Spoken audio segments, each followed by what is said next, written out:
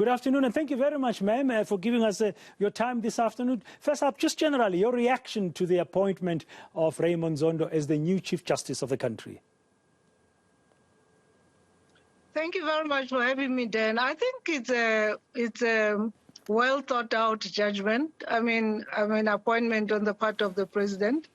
It makes sense to appoint someone who was already part of the Constitutional Court, rather than bring somebody in who was not part of the Constitutional Court right at the beginning, but also to allow, in many ways, from the statement that the president has made, if everything goes okay, to allow a worthy addition to the court in the person of Judge Tismaya to come in and settle into the Constitutional Court, hopefully, on my part, with a view to becoming the first woman Chief Justice in due time.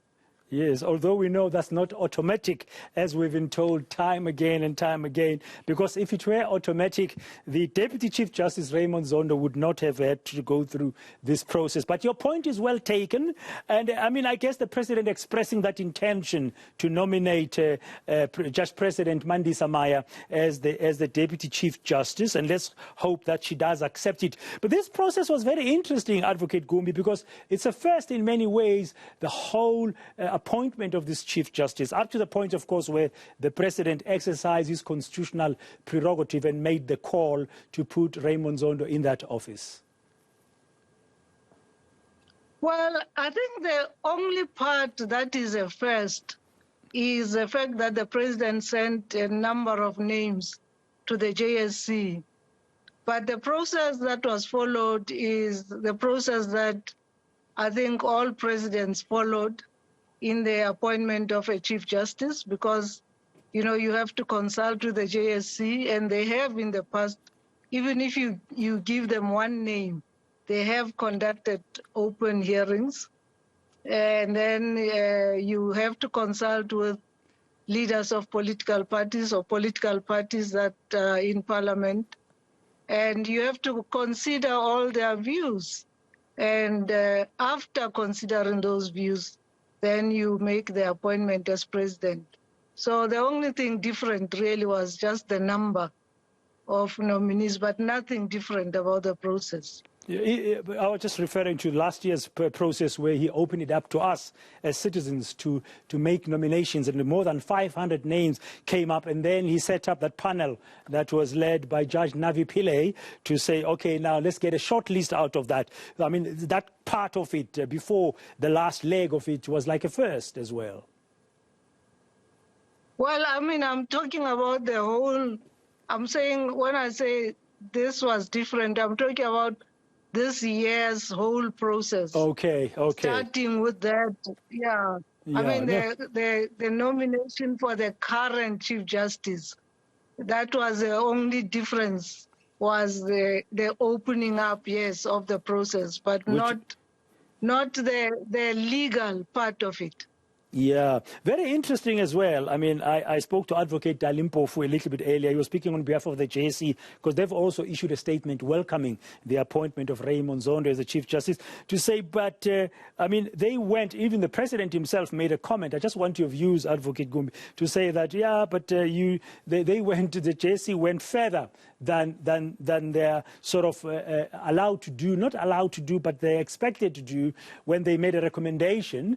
I mean, all the President was looking for was opinions on the four shortlisted finalists, so to speak. But the JSC went further and actually made a recommendation that the Judge President Mandisa Maya should be the next Chief Justice. Well, you know, I wouldn't put much. I mean, I wouldn't think that was really or read much into that. For me, you know, just sitting where I was sitting, I was just saying they are probably just indicating in their order of preference who's their most preferred of the four candidates. But the fact that all four could become Chief Justices was known to all of us. So I know from a media point of view, a whole hullabaloo was made about that. But you know me, I always just go like, oh, really? I mean, they were just saying this is their preference. It's not such a big issue. Yes. So I really interpreted it as such, not that they were instructing the president to do it that way. They know they could never do that. Most of them are lawyers on the JSC, so they know what it means when you say after consultation. Yes, and that's the word. It's really around the consultation there. But I mean, just a view from you, if you may, Advocate Gumbi, Chief Justice Zondo coming in from the 1st of April. For some of us, we learned quite a bit when they were put through their steps. They're being interviewed over that week, each and every one of them. But the challenges that exist today in our judiciary, I mean, lack of capacity, the need to digitalize and get the digital kind of innovation going in order to assist the judiciary, issues of transformation. And you've just mentioned one as well in answering my other question about gender equity or gender equality inside the judiciary. Your views, I mean, there's a huge amount of work to be done that he's going to be picking up come the 1st of April as a new Chief of Justice.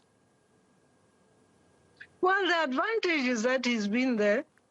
And he knows how the court operates. He knows what those challenges are. Hopefully, he will be supported by the other judges. You know, we've had also the retirement of Justice Kampepe. So, but there's continuity in the court because we've got quite a number of judges who've been there before, and Justice Madlanga is there. You know, so he's not going to work alone. You know, he's not supposed to carry the court all by himself. But yeah, they like every other sector, you know, the courts have got their own challenges, in many ways less than other sectors of South African public service, in my view. Thank you very much for your views as well, insights in terms of looking at this appointment. Advocate Mojanku Gumbi, she's of course also the Chancellor of the University of Venda. She was just chatting to us from Pretoria.